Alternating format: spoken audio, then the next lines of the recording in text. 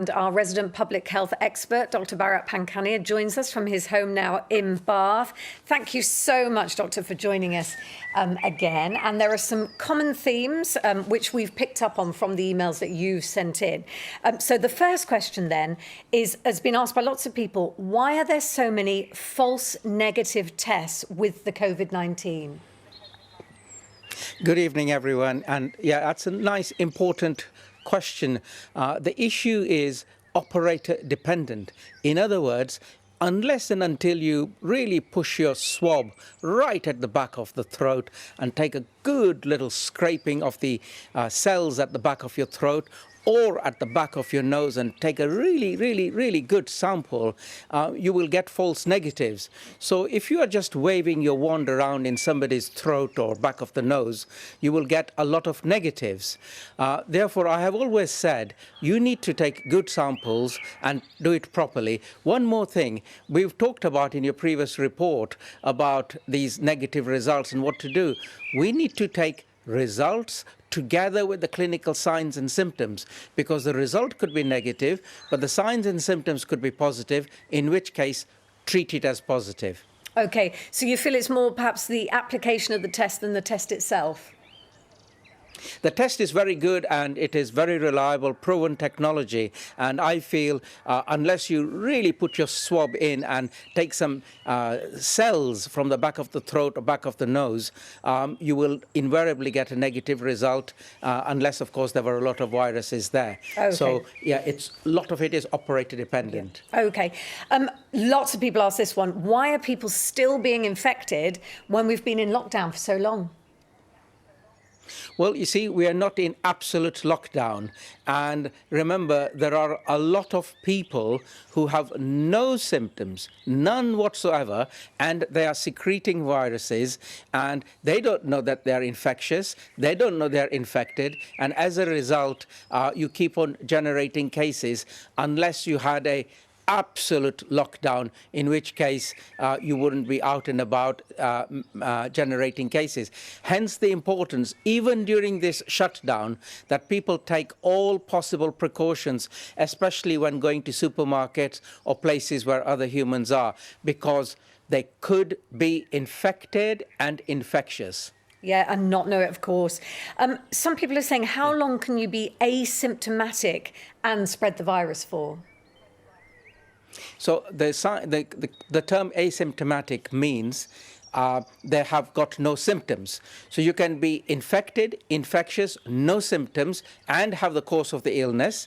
And usually the UK government says the course of the illness is 7 days. I would add a few more days to it. In fact, I would go on to say, you know, the WHO guidelines is 14 days. So you could be without symptoms, secreting viruses, going through your illness, and that illness may range from up to 7 to 14 days, roughly speaking. OK, so err on the side of caution. Now, this is a controversial one about face masks. Do we wear them? Don't we wear them? Are the government going to change their minds? Last time you were saying not necessarily, but do you still feel that way? Yes, well, no. So only today we published an open letter talking about the use of face coverings or face masks as an added line of protection. So why have I changed my mind and written this letter? Because we have learned that a lot of people can be without symptoms but infectious. So under that circumstance, what to do? Because you could be on a crowded bus, a crowded train, a crowded supermarket.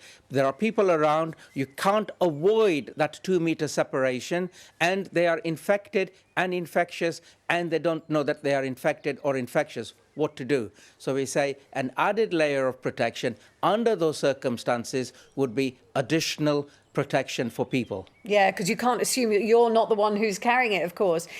Some people are saying, can you sterilise and reuse PPEs?